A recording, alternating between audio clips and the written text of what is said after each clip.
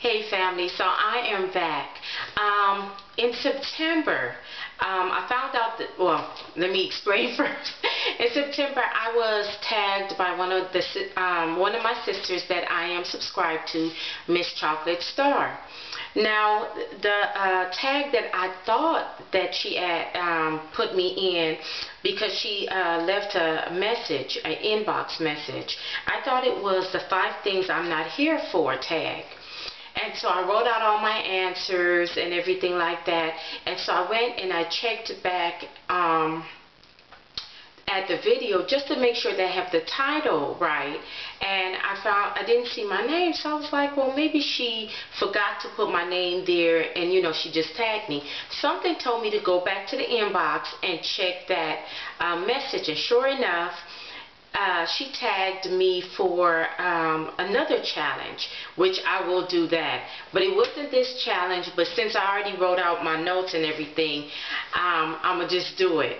Okay, so I got the 5 things I'm not here for tag right before, a couple of days before everybody started doing the tag, and they were doing like more than 5 things. So I'm going to stick to what she did, which was 5 things, and I'm going to do the tag. So here it goes. The first thing I am not here for, I'm going to give you an example, and then you can kind of figure it out, and then I'll go into what I'm not here for.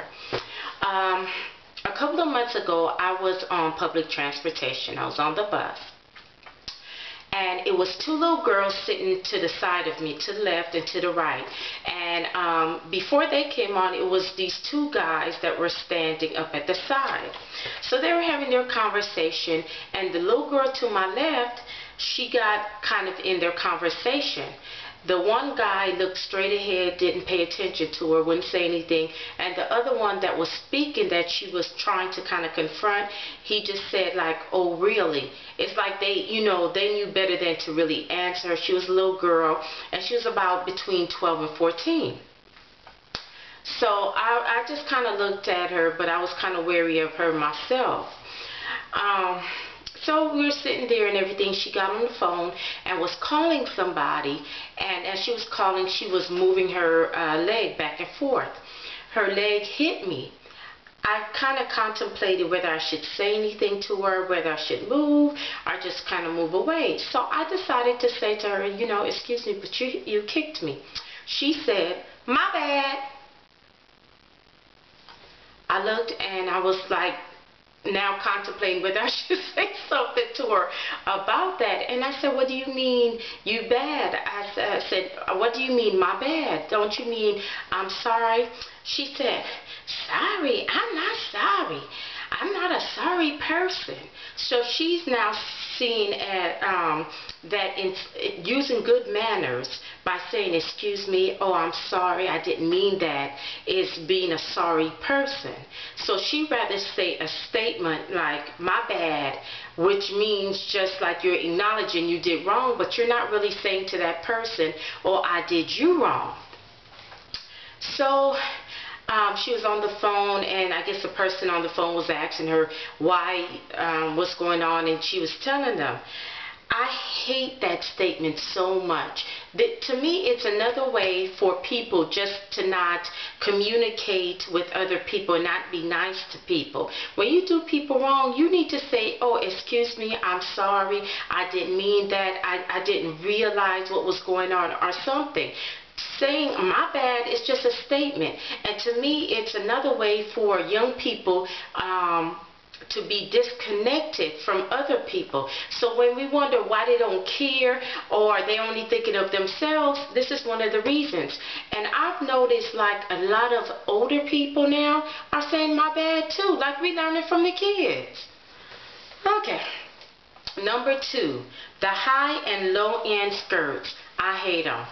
Every time I've seen a high or low end dress, It's always these little cheap dresses that you get from the swap meet or the $2.99 store, and you could tell the material is not good, so it's flimsy to begin with. And then when you cut it, you know, half in the front and half in the back, it's just the back is kind of like flowing in the wind, and if it's a good wind, it could show your underwear and stuff like that. And it's not like you could wear a nice skirt to kind of thicken the material, because most people that I see, they're not wearing the really good material. Even in the skirts, it's not really good material. And then it's not like you could line it to make it look cute, because then the line will be showing and it'll look even more horrible.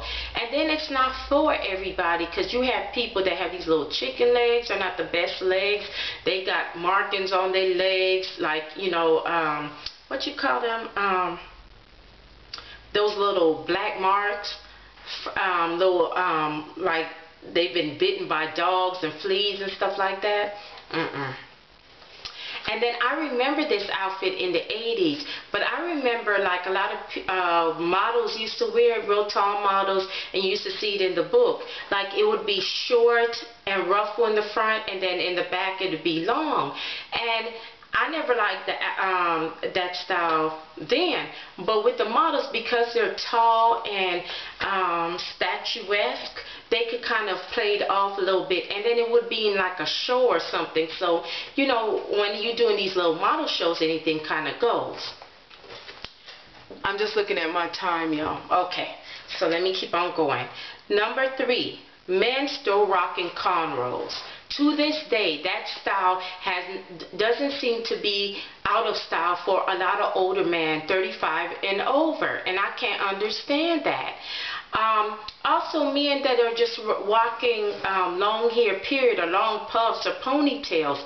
After the age of 30, you shouldn't even be rocking it. But 35 and older, oh my God, are you serious?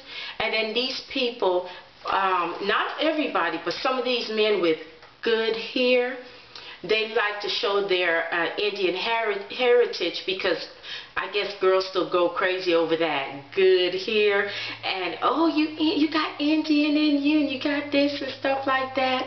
And then some of them look good. You could tell they would look good with or without it, and then some of them you could tell that's where their beauty lies, so they got to keep that hair. It's just not my thing. Okay, number 4. Women with little dogs in their purses.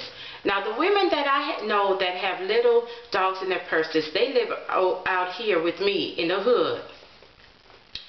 I know some sisters that really don't have money to pay their rent, some to pay their child support, some to buy food, but you have a little dog in your purse where you buying food for him and talking about he's your baby and all this stuff, and putting ribbons in his hair, and, you know, walking to the bus stop, and you don't have really a pot to piss in. That's crazy to me.